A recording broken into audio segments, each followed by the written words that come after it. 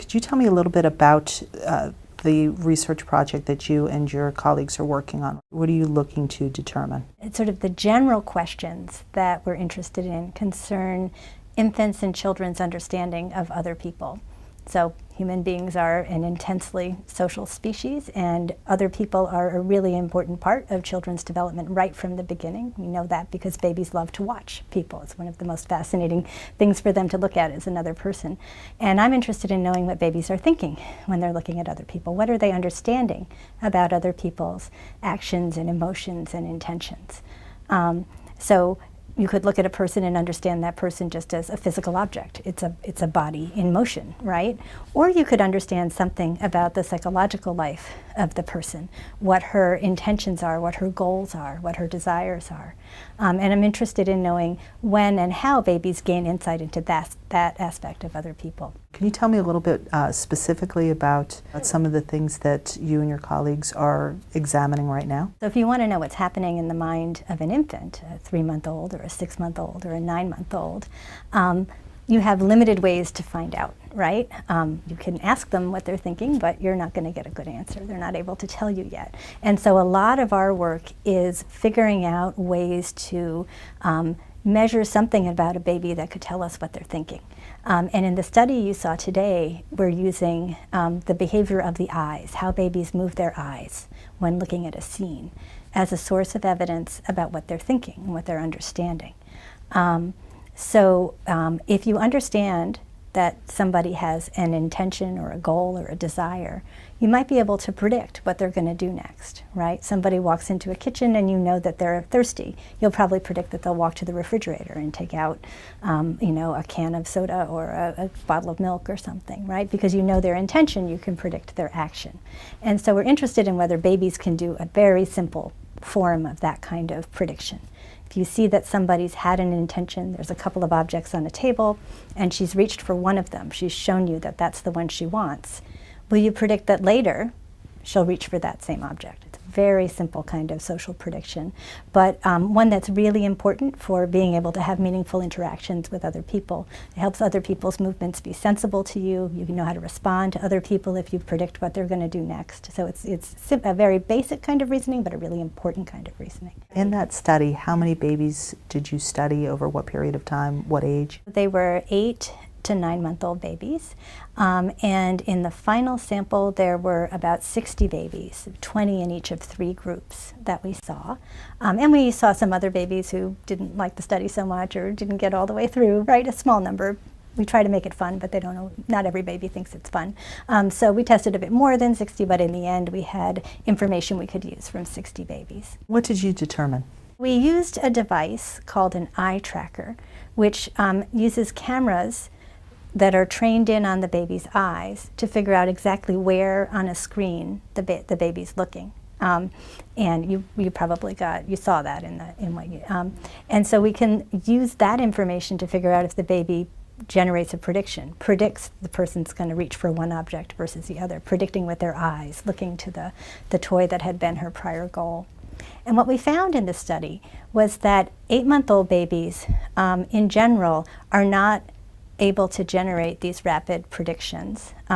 So it's something that we know older babies can do, and at 8 months, babies are still developing the ability to do it.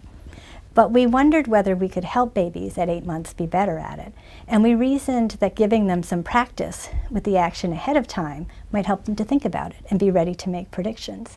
And so we gave one group of babies the opportunity to reach for objects themselves before they sat in front of the eye tracking computer, and we gave them the prediction task.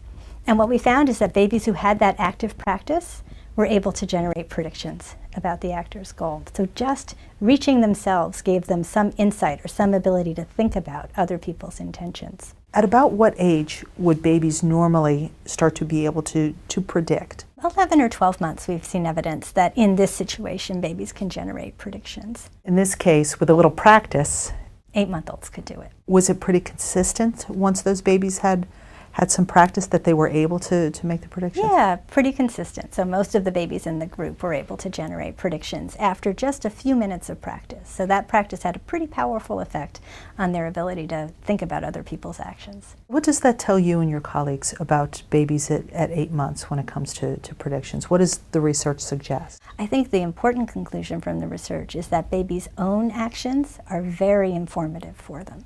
We've always known that babies spontaneously interact with objects. They like to play with objects and explore them. Sometimes that's problematic for parents. They explore things they shouldn't.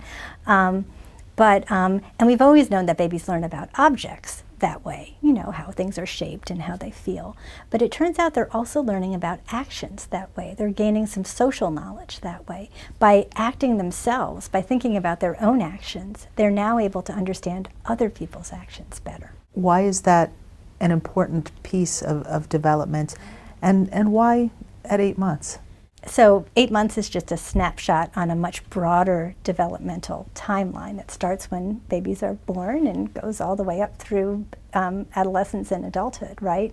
So we study 8-month-olds in this study just because it was the right age to study this particular aspect of social understanding, generating predictions. But this general idea of babies' own actions, helping them understand other people's actions, we've seen evidence of that starting at 3 months and all the way up through childhood. So it's a general fact about development. So this one study sort of illustrates very clearly the power of acting oneself. Things that would be important for parents to know about this particular research and about their baby's development. I think the first one is that experience playing with objects, manipulating things, exploring is really, really valuable for babies. It's what they naturally want to do, and they want to do it because it's good for them. It teaches them an awful lot about the world, about other people, and so those are the most valuable kinds of experiences that parents can provide for children. I think some parents worry, do we have the right toys? Do we have the right,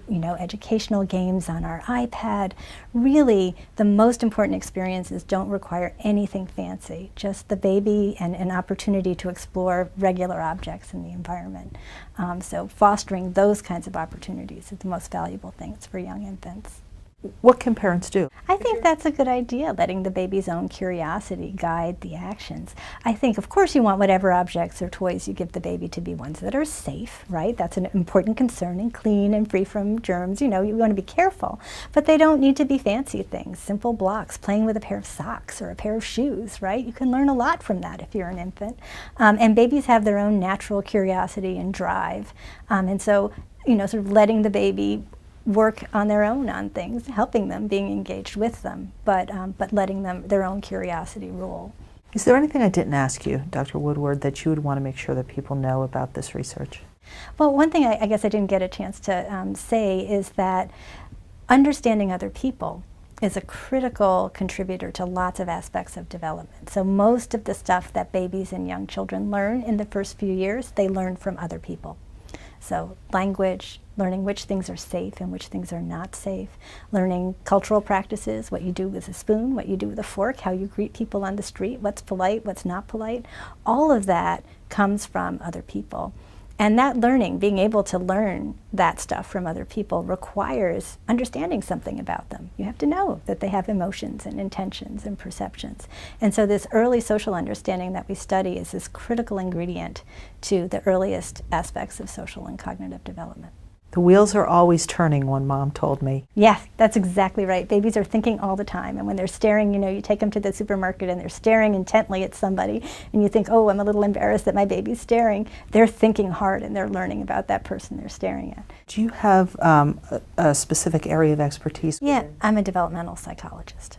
A very little bit about your background, if you could tell me where you got your undergraduate degree, your master's degree. I grew up in New York on Long Island.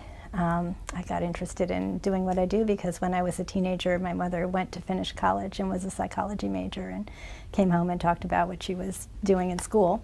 So I went to college knowing I wanted to major in psychology. I went to Swarthmore College just outside of Philadelphia, and then I went to graduate school at Stanford University, did a postdoc at Cornell for a year, and then took a job at the University of Chicago as an assistant professor in 1993. And I've been here pretty much the whole time since then.